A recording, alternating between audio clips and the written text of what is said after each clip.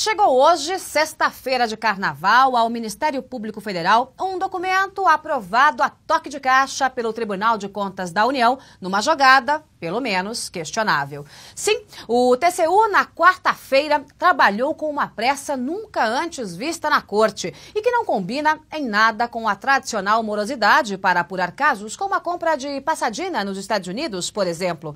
Em menos de 4 horas, o órgão elaborou e aprovou uma norma para acompanhar os acordos de leniência feitos pela Controladoria Geral da União com as empreiteiras do Petrolão.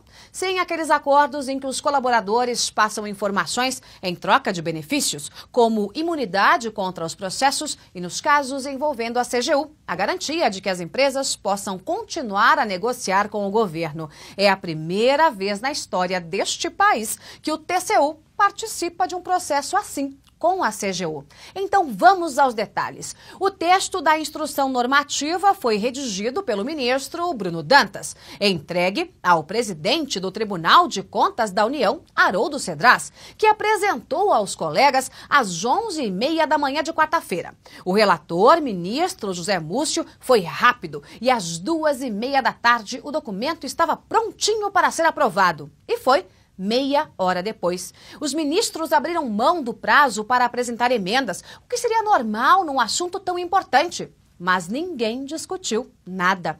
O Ministério Público Federal e o Ministério Público junto ao Tribunal de Contas, eles sequer foram consultados. O processo todo contou com a preciosa ajuda do advogado-geral da União, Luiz Inácio Adams, que percorreu todos os gabinetes do TCU antes da sessão. Fez campanha pela aprovação e foi bem sucedido. E aí você se pergunta, como assim? Como ele sabia do texto da norma se ela estava sendo apresentada naquele momento? O que o governo ganharia com a aprovação de tal instrução? Será que a jogada foi combinada antes entre a turma da AGU e o ministro Bruno Dantas? São perguntas que precisam de respostas, mesmo em tempos de folia lá pelos lados do Planalto.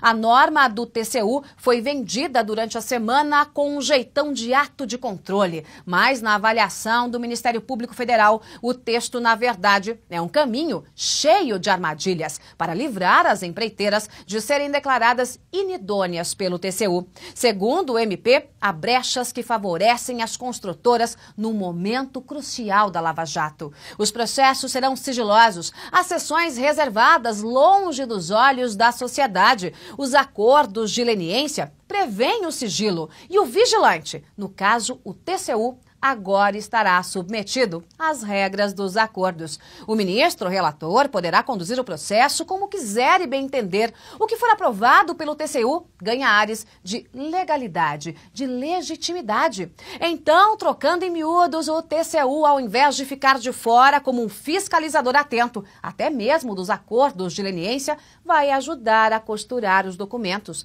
E a pergunta é, por quê? Porque só agora, na véspera de carnaval, com o Congresso de folga e de forma atabalhoada, sem a mínima discussão, o Tribunal de Contas da União entra nessa negociação?